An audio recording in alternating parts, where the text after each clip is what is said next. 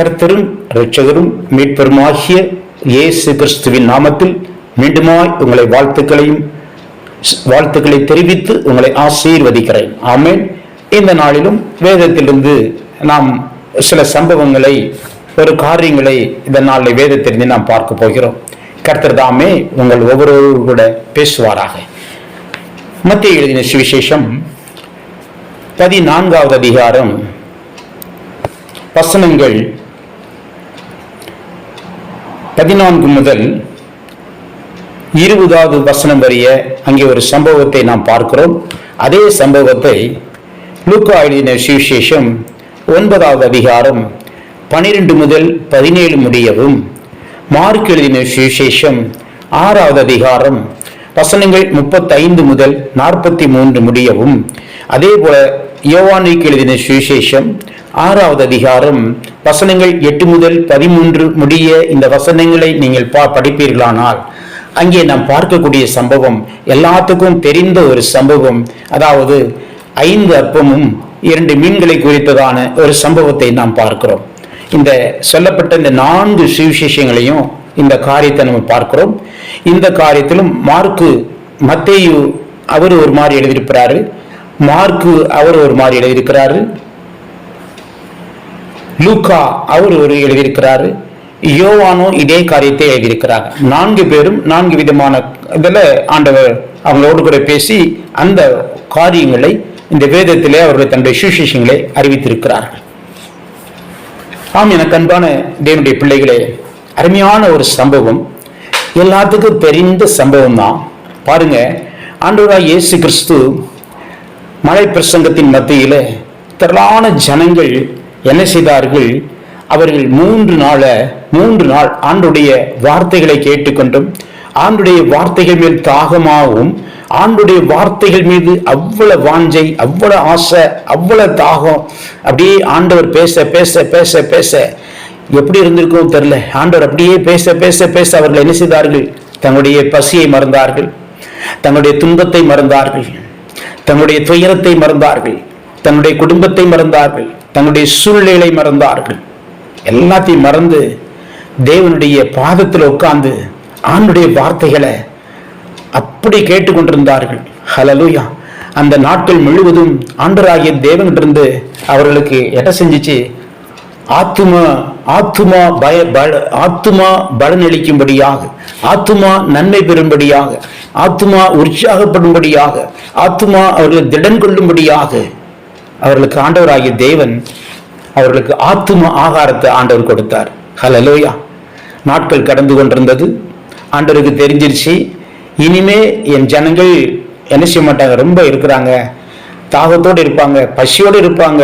ஆனா அவங்களுக்கு ஆவிக்குரிய ஆகாரத்தை நான் கொடுத்தனே, இப்போ அவங்களுக்கு சரீர பிரகாரமான ஆகாரம் அவங்களுக்கு கொடுக்கணுமே, ரொம்ப பசியா இருப்பாங்களே என்று சொல்லி ஆண்டவருக்கு உள்ளத்துல அந்த ஒரு காரியம் ஆண்டவருடைய உள்ளத்துல ஏற்பட்டுச்சு. உடனே ஆண்டவர் என்ன செஞ்சாரு? தன்னிடம் இருந்த 12 சீஷர்களையும் கூப்பிட்டாரு. சீஷரை கூப்பிட்டு, இப்படிப்பட்ட இடத்துல, இந்த இடத்துல என் ஜனங்க இப்படி பசியோடு இருப்பாங்களே, இன்னைக்கு அவங்களுக்கு ஃபுல்லா நான் ஆவிக்குரிய ஆகாரம் கொடுத்தேன், இப்ப அவருடைய சரீர பிரகாரம் ஆகாரத்தை கொடுத்து இவர்களை என்ன செய்யணும்? இவர்கள் திருப்பி உங்களை வீட்டுக்கு அனுப்ப வேண்டும் என்று சொல்லி இவர்களுக்கு நம்ம சாப்பாடு கொடுக்கணுமே என்று பாரத்தோடு நினைச்சு ஆண்டவர் சீஷரை கூப்பிட்டு பேசுறாரு. சீஷர்களை கூப்பிட்டு பேசுறாரு. அப்போ ஆண்டவர் சொல்றாரு, இங்க யார்ட்டையாவது அந்த இருந்த மக்களுடைய எண்ணிக்கை பார்த்தீங்கன்னா, ஸ்திரீகளும் பிள்ளைகளும் தவிர சாப்பிட்ட புருஷர்கள் ஏறக்குறைய 5000 பேராக இருந்தார்கள் என்று வேதத்திலே நம்ம பார்க்க முடியும். ஸ்திரீகளும் பிள்ளைகளும் சாப்பிட்டாங்க, அவங்கள தவிர 5000 புருஷர்களை செய்தாங்களாம், அந்த பந்தியில கலந்துக்கிட்டாங்களாம். அப்ப பாருங்க, அவ்வளவு தேவை, அவ்வளவு சாப்பாடு தேவைப்படுது. ஆனா அங்க பாருங்க, அவங்க இருந்த இடமும் ஒரு வனாந்தரமான இடம், ஒரு கடை கிடையாது, ஒரு சமையல் பண்ற ஆள் கிடையாது, அடுப்பு கிடையாது, ஒண்ணுமே கிடையாது, எந்த ஒரு சூழ்நிலையும் இல்லை.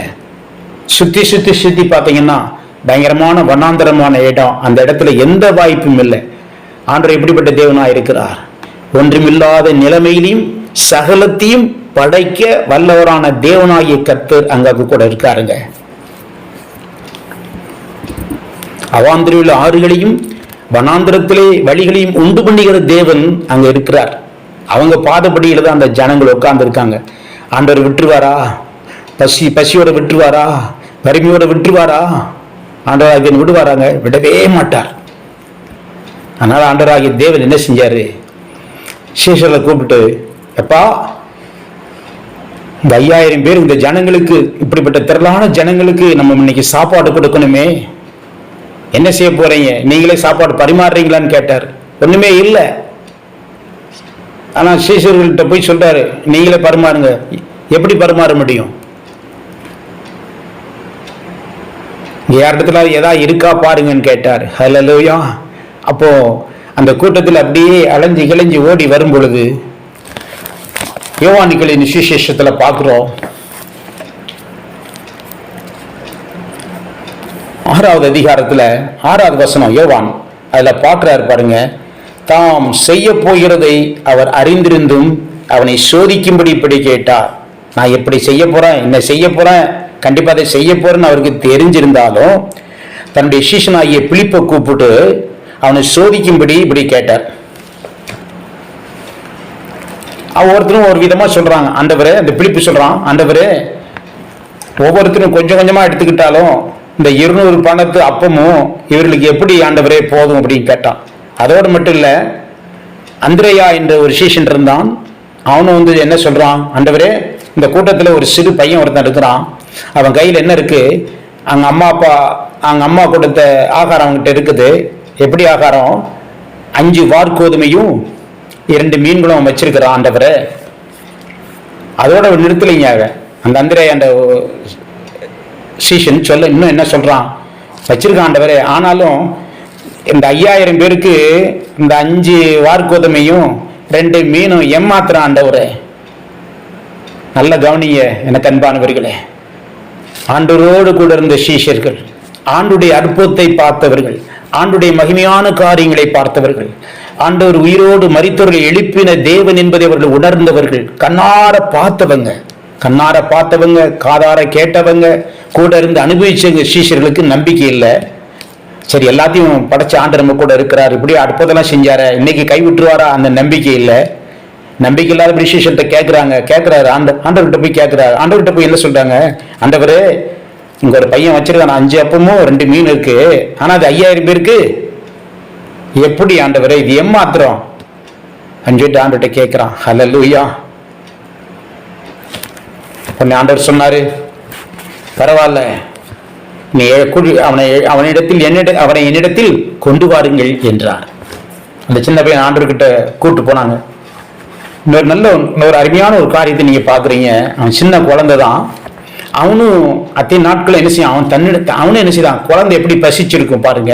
ஆனா வச்சிருந்த சாப்பாடை வச்சுக்கிட்டு அவன் சாப்பிடாம கொள்ளாம அவன் அங்கேயே உட்காந்து ஆண்டுடைய வார்த்தைகளை ஆசையா, விருப்பமா, வாஞ்சியா, தான் பசியையும் மறந்து, தன்னுடைய அம்மா அப்பாவையும் மறந்து அங்க அழகான ஆண்டுடைய வார்த்தை அவன் என்ன செஞ்சான், கேட்டுக்கிட்டே இருந்தான். ஹல்லேலூயா.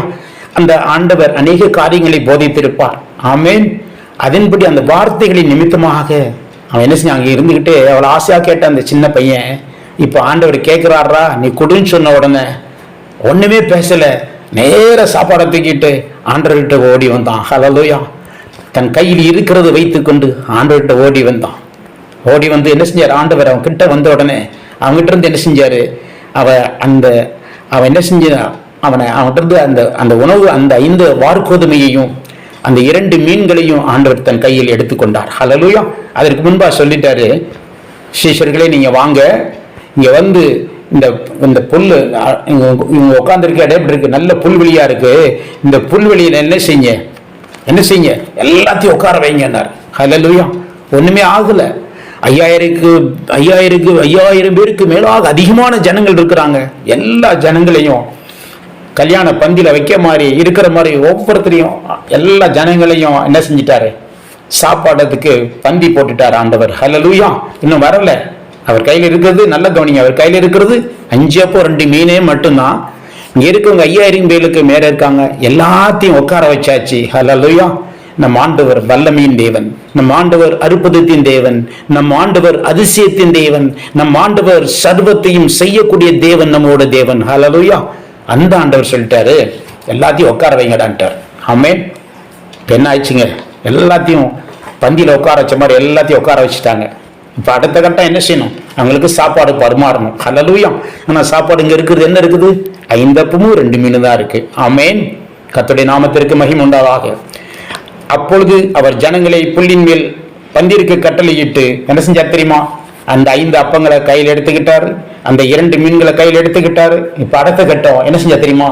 வானத்தை அண்ணாந்து பார்த்தார். ஹல்லேலூயா. ஏன் வானத்தை அண்ணாந்து பார்த்தார்? ஆண்டவர் சொன்னார், நானும் பிதாவும் ஒன்றாயிருக்கிறோம். என்னிடத்தில் வருகிறவனை நான் புறம்பே தள்ளுவதில்லை, என்னை காண்கிறவன் பிதாவை காண்கிறான் என்று ஆண்டவர் சொன்னார். அதனாலதான் அவர் இப்ப என்ன செய்யார்? ஆண்டவரே, இந்த 5 அப்பத்தை கையில வச்சிருக்கேன் பிதாவே, இந்த பிதாவாகிய தேவனே, இந்த 5 அப்பத்தையும் பன்மடங்காக நீ ஆசிரித்து கொடுங்கன்னு சொல்லி கர்த்தராகிய இயேசு கிறிஸ்து அவர் தன்னுடைய பிதாவின் இடத்துல அவர் அண்ணாந்து வானத்தை அண்ணாந்து பார்த்து அவர் ஆண்டவரோடு பிதாவோடு பேசியிருப்பாரு. வானத்தை அண்ணாந்து பார்த்து முதல்ல ஆண்டவர் யாரை பார்க்கணுமோ அவரை பார்த்துட்டாரு. 2வது அதை ஆசீர்வதிக்கிறாரு. 3வது அப்பங்களை பிடுறார். அப்பங்களை பிட்டு சீஷரிடத்தில் கொடுத்தார். சீஷர்கள் ஜனங்களுக்கு கொடுத்தார்கள்.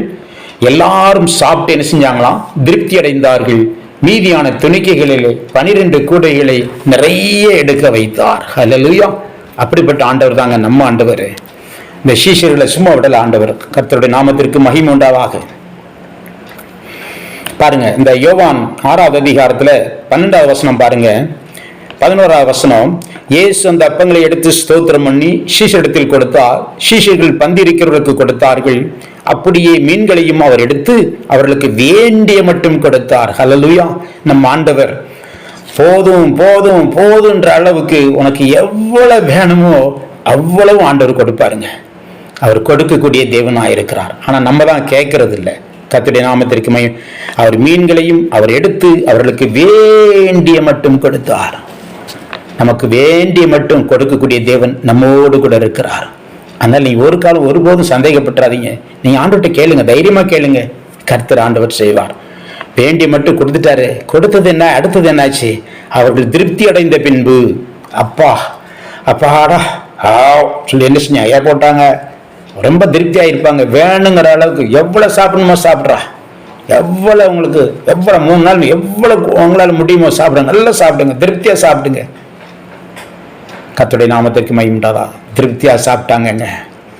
அவர்கள் திருப்தி அடைந்த பின்பு அதோட அவருக்கு ஆண்டவருடைய வேலை முடியல. அடுத்தது என்ன செஞ்சாரு? தம்முடைய சீஷர்களை கூப்பிட்டு, எப்பா நீ எல்லாம் திருப்தியா சாப்பிட்டுட்டாங்க, எல்லாரும் திருப்தியா சாப்பிட்டுட்டாங்க, போதும் போதுன்ற அளவுக்கு சாப்பிட்டாங்க, வேண்டிய மட்டும் சாப்பிட்டுட்டாங்க. இப்போ என்ன செய்ய? மீதி இருக்குல்ல, மீதி நிறைய இருக்கு. அதுல ஒண்ணு கூட என்ன செய்யக்கூடாது? நஷ்டம் வந்துடக்கூடாது. ஒண்ணு கூட சேதம் ஆயிடக்கூடாது. ஆமென். அது சேதமாய் ஆகாதபடிக்கு என்ன பண்ணுங்க? மீதியான துணிக்கைகளை சேர்த்து வையுங்கள் என்று ஆண்டவர் சொல்றார். இன்னைக்கு கர்த்தராகிய ஆண்டவர் உங்களையும் அப்படிதான் ஆண்டவர் ஆசீர்வதிக்க போறார்.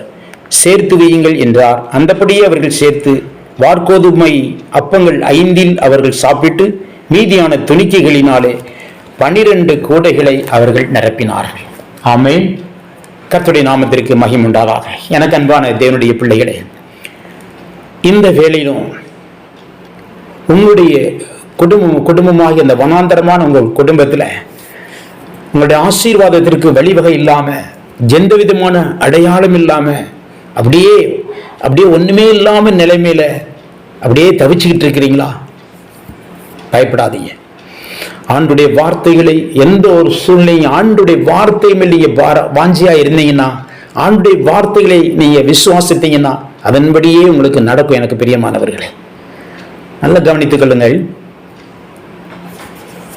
அதற்கு பின்பாடு ஆண்டுடைய வார்த்தைகளை முதல்ல அவங்க கேட்டாங்க. அதற்கு பிற்பாடு ஆண்டவர் அவர்களுக்கு கொடுத்த காரியங்கள் பார்த்தீங்களா?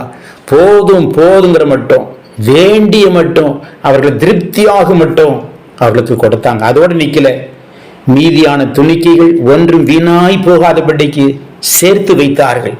சேர்த்து வைத்த காரியங்களை 12 கூடைகளை நிறைய அள்ளிட்டு போனாங்களாம். ஹல்லேலூயா. அவர் உங்களுக்கு அள்ளி அள்ளி கொடுக்கக்கூடிய தேவன் நம்மோடு கூட இருக்கிறார். ஆம், என இதை கேட்டுக்கொண்டிருக்கும் எனக்கு அன்பான தேவனுடைய பிள்ளைகளே, இங்கே நாம் 12 கூடைகள் என்பதை பார்த்தோம். அடுத்தது சேர்த்து மீதியான துணிக்கில் ஒன்றும் சேதமாகாதபடிக்கு சேர்த்து வையுங்கள் என்று கர்த்தர் சொன்னார்.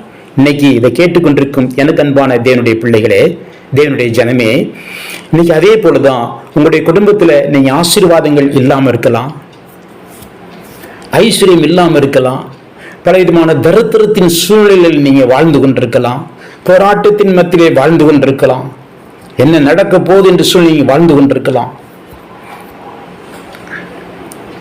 அநேக மக்கள் இந்த நாளிலே பணம் இல்லாதபடி, பொருளாதாரம் இல்லாதபடி நிறைய மக்கள் கஷ்டப்படுகிறதை ஒவ்வொரு நாளும் பார்க்க முடிகிறது. ஒவ்வொரு நாளும் என்னிடத்திலிருந்து ஜெபிக்கிற அநேக மக்கள் இப்படியாய் அவங்க ஜெபிக்கிறதை நான் பார்த்திருக்கிறேன், நான் கேட்டிருக்கிறேன். எனக்கு அன்பான தேவனுடைய பிள்ளைகளை, இந்த நாளிலும் ஆண்டவராகிய தேவன் சொல்றாரு, நான் உங்களை போதும் போதும் என்கிற அளவுக்கு நான் உங்களை ஆசீர்வதிக்க போறேன்னு ஆண்டவர் சொல்றாரு. உங்க குடும்பத்துல அந்த வனாந்தரத்தை போல உங்க குடும்பத்துல எந்த விதமான சூழ்நிலை இல்லாம இருக்கலாம், வனாந்தரமா இருக்கலாம், எந்த விதமான வாய்ப்பே இல்லாம இருக்கலாம். அந்த இடத்துல அவங்களுக்கு வாய்ப்பே இல்லை, சாப்பாடு கொடுக்க வாய்ப்பே இல்லை, ஆனாலும் அங்கே ஆண்டவர் சாப்பாடை கொடுத்தார். அதே போலதான் ஆண்டவர் 5 அப்பம் 2 மீன்களை ஆண்டவர் வைத்திருந்தது போல இன்று தேவனாகிய கர்த்தர் உங்களுக்கு கொஞ்சம் வருமானம் இருந்தாலும் அந்த வருமானத்தை பல மடங்காக உங்களுக்கு திருப்பி கொடுக்கக்கூடிய தேவனாக இருக்கிறார். நல்லா கவனித்துக் கொள்ளுங்க. அந்த சிறுவன் கையில் இருக்கும்போது மட்டும் அது 5 அப்பம் 2 மீனாவே தான் இருந்தது. 3 நாள் அப்படிதான் இருந்துச்சு, அவன் கையில் அப்படிதான் இருந்துச்சு. 5 அப்பமும் 2 மீனா தான் அவன் கையில் இருந்துச்சு. ஆனா அந்த சிறுவன் கையில் இருந்து தேவனுடைய கரத்திற்குள்ளே போகும் பொழுது அந்த 5 அப்பமும் 2 மீன்களும் 5000 பேருக்கு மேலாய் போஷிக்கத்தக்கதாக அது பெருகி பலுகி மீதியான துணிக்கைகளை 12 கூடைகளில் நிறைய செய்த தேவன் அப்படி செஞ்சிருச்சு. காரணம் என்ன தெரியுமா? தேவனுடைய கரங்களால் அது ஆசீர்வதிக்கப்பட்டது. இதை கேட்டுக்கொண்டிருக்கும் எனக்கு அன்பான தேவனுடைய பிள்ளைகளை, நன்றாக தைரியப்படுத்திக் கொள்ளுங்கள், நன்றாக தைரியமா இருங்க, உற்சாகமா இருங்க. கர்த்தர் உங்களுக்கு பெரிய காரியங்களை என் தேவனாய் கர்த்தர் செய்ய வல்லவராயிருக்கிறார். இங்க நடந்தது என்ன? 12 கூடை என்பது என்ன தெரியுமா? அது 12 மாதங்களை குறிக்கிறதாய் அர்த்தம். ஆமென்.